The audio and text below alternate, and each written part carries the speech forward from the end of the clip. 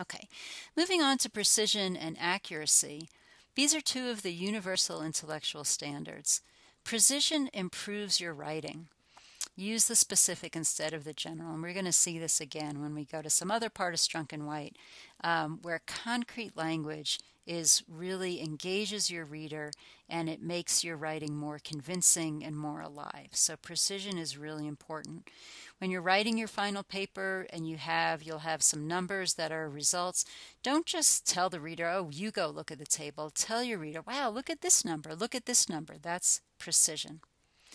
Accuracy also improves your writing. So when you say something, you want it to be true. And sometimes, like when you're, doing a little bit of BSing, it's not really accurate, and so it shouldn't be there.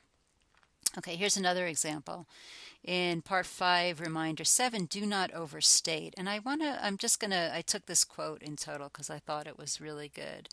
When you overstate, readers will be instantly on guard, and everything that has preceded your overstatement, as well as everything that follows it, will be suspect in their minds because they have lost confidence in your judgment. And so you don't want to be too overblown if it's not really accurate to be that way. So if you say that, when you open your paper, if you say this is the most important thing that ever came about in all humankind, your reader will be like rolling her eyes a little bit. So you want to be accurate and you don't want to overstate. Related to this is that I don't want you to use the word prove ever. Remember from the lectures on the production of knowledge that we come to know things from a body of evidence. So no just one single study proves anything. Instead, the evidence might suggest. And so not only do I want you not to overstate, wait, that was too many double negatives. That was not clear. Do not overstate. In some ways, it's always better to understate. And so here's the language, like the evidence might suggest. This is one place where it's okay to be a little wishy-washy because you don't want to overstate your results. So that's a little bit about precision and accuracy. Okay, it's also a good idea in writing to write in the first or second person. Oh wait, is the second person we? Yes. No, actually, I think I just meant first person.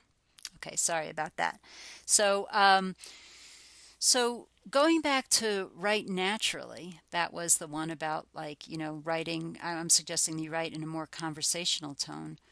So you use I or we for your writing in this class, and you want to use we only when there's actually more than one person, because then it's not accurate. If you're using that like royal we, you want to be accurate. So in your projects, you're going to be doing them as a group. It's fine to say we chose this model, we ran this regression, that's fine. You can also use I, whichever feels more natural to you. Doesn't this conflict with reminder number 1 in section 5, place yourself in the background? Well, not really, not if you don't overdo it. And I would say that the natural trumps this background thing. And again, don't overdo it. You may have created the model and selected the measures, but once you have done that, let the data speak for themselves. So in other words, you don't have to say, well, I think this. You can say, well, income, the value for income is this, and the relationship between these two variables is this. You don't need to inject yourself too much. And that's related to reminder 7, do not inject opinion. So you did select the model, you did select the measures, but I don't want to know how you feel about them. Okay, and I don't want to know what you believe. Okay, so this is a common mistake that students will put in their papers, I believe this or that, and no academic paper should have any belief in it. Your arguments or data either do or do not support some claim. Okay, so no need for belief. The data show. I conclude that. Okay, you don't need to believe, you really need to show it. Okay, what else? Depth. Okay, so this is the last one. Have you ever wondered what separates an A paper from a B paper? So, and maybe you've had, like, I know as an undergraduate, I had the experience of I never got, like, what history was about. Like, I never got, like, when I was writing a paper, I never got an A paper. I was always like, well, what was I missing there? And in retrospect, I think what I was probably missing was depth. Okay, so let's look through, and this is for the data set, again from the final paper rubric, what excellent is and what acceptable is. So the excellent would be an A, the acceptable would be a B or a C. Okay, so excellent. Presents data set clearly, precisely, and accurately. All right, well, that's not depth. Reader gets a clear idea of the contents of the data set and how the data are collected. Provides complete information about measures and how well they represent the concept of the y, x1, and x2 variables in the theoretical model. Includes limitations of measures where appropriate. Okay, so far this sounds like completeness, clarity, precision, and accurately. But here's where it becomes more like depth. Enough information provided so that the reader could collect the measures if he or she had the resources to do so. Interpret summary statistics with relevant and helpful comparisons and commentary. And so what's happening with depth is that you're going sort of beyond just the facts, ma'am.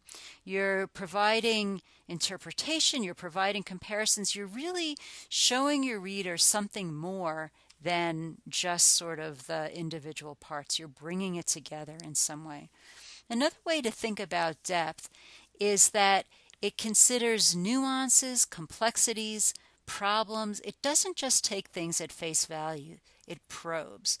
So if you know anyone in your family, and maybe you're that person, in which case you're probably really good at that, who's kind of like the lawyer who argues every point, that's how you want to be when you're going to think through your paper and make an argument.